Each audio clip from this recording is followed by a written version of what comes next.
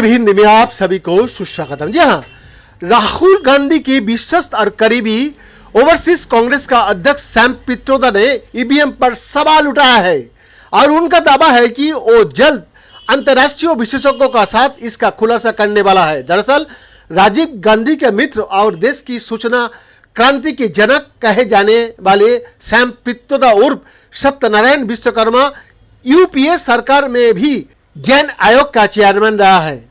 उनका कहना है कि ईवीएम को अपने हिसाब से कंट्रोल किया जा सकता है, उसमें दखल संभव है। सैम पित्रोदा ने कहा कि भारत में इस समय उपयोग की जा रही EVM machine stand alone machine नहीं है।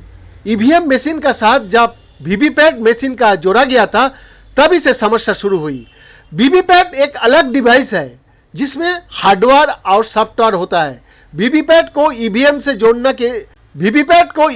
जोड़ने के लिए एक स्पेशल कनेक्टर इस्तेमाल किया जाता है। इसे एसएलयू कहता है। ये एसएलयू बहुत सी सवाल खड़े करता है। उन्होंने कहा कि एसएलयू कनेक्टर ही वीवीपैट में ये दिखाता है कि किस बटन से बीजेपी को वोट मिला, किस बटन से कांग्रेस को और किस बटन से अन्य को। वोटिंग से पहले इसे प्रोग्राम किया जाता है।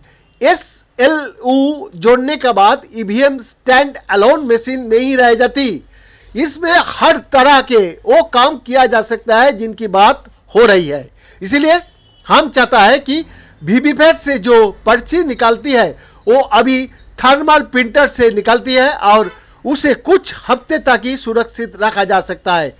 इसकी जगह ऐसा प्रिंटर इस्तेमाल किया जाए जिससे निकली पर्ची को अगले 5 साल तक सुरक्षित रखा जा सके। कांग्रेस नेता ने आगे कहा कि यह पर्ची केवल कुछ समय के लिए ही वोटर को ना दिखाई जाए बल्कि एक कागज पर प्रिंट होकर उसे मिले जिसे वो अगले से रखे एक बॉक्स में वोट के रूप में डाल सके।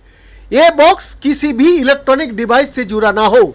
उसके बाद सबसे जो बात है ये वो बक्सा में डाली गई वोट की पर्चियां की गिनती की जाए। उन्होंने कहा कि भारत और दुनिया के अन्य हिस्सों के टेक्नोलॉजी विशेषज्ञों को कह रहा है कि ईवीएम में निश्चित तौर पर कुछ समस्या है, लेकिन भारतीय निर्वाचन आयोग और सुप्रीम कोर्ट इस पर ध्यान नहीं देता है।